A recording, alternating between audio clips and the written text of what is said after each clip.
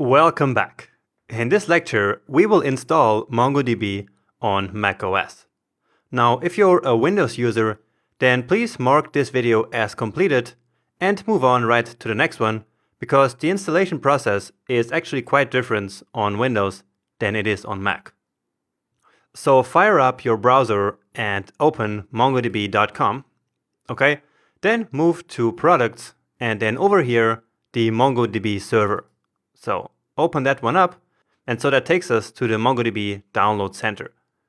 So the one that we want is the MongoDB community server, and then of course the current release, so not the more experimental 4.1. Then your OS should automatically be selected as macOS, and then the package. Yeah, this is the only option anyway. And so hit download, and then wait for it to complete. Now while this is downloading, notice how the website here talks about MongoDB Atlas, which is Mongo's database as a service. So basically it's running MongoDB in the cloud on Atlas instead of running it locally. And actually later in this section, that is exactly what we're going to do. So we will create an Atlas account and run our database in the cloud.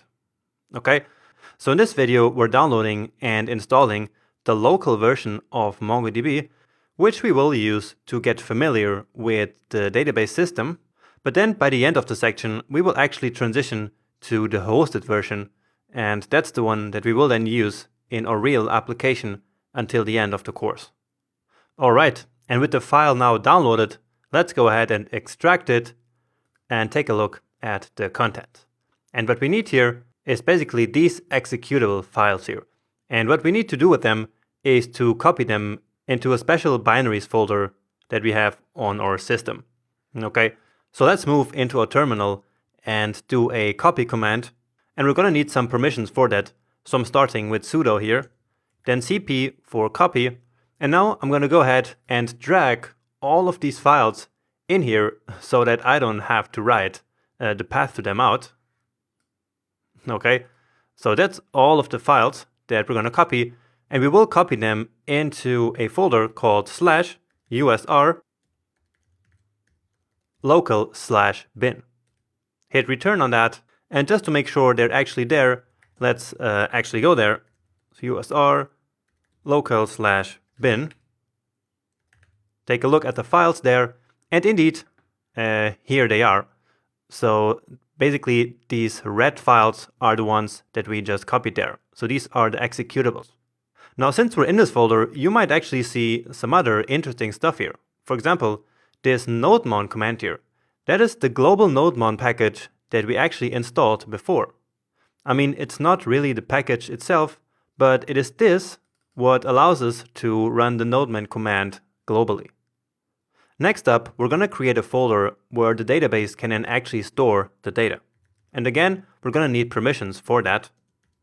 So mkdir to make the new directory, and then /data/db, hit return. And in my case, this folder actually already exists. And so I'm not able to create a new one, but in your case, I'm sure this worked just fine. Next up, we need to give some permissions in order for the database to be able to write in this folder. And so for that, again, we use sudo, then this weird command here, chown or whatever, and R for recursive, then id -n and /data/db.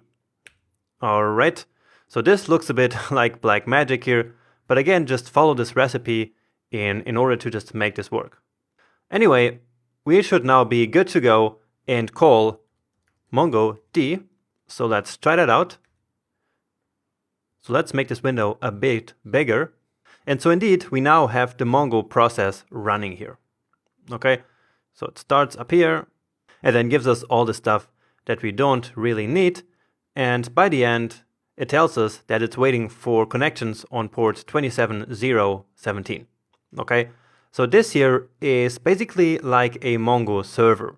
Okay, so this means that MongoDB is now running in the background, but we need to now actually connect to it in order to create new databases and create new collections and all that good stuff. Okay, so in this terminal window, we will leave this process running, so basically this MongoDB server, and we then open another tab, or you can open another window, but I just use Command T to open another tab. And now we run the Mongo shell simply by writing Mongo.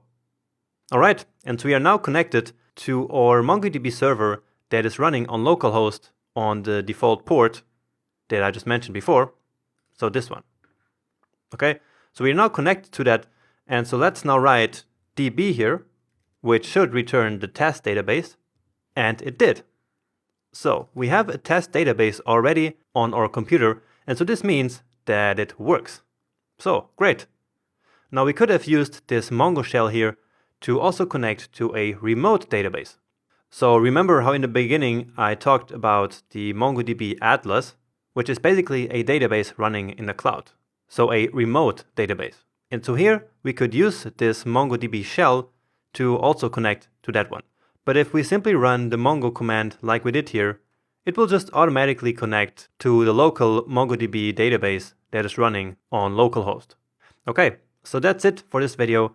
In the next one, we will then create our first new database and start to interact a little bit more with this Mongo shell.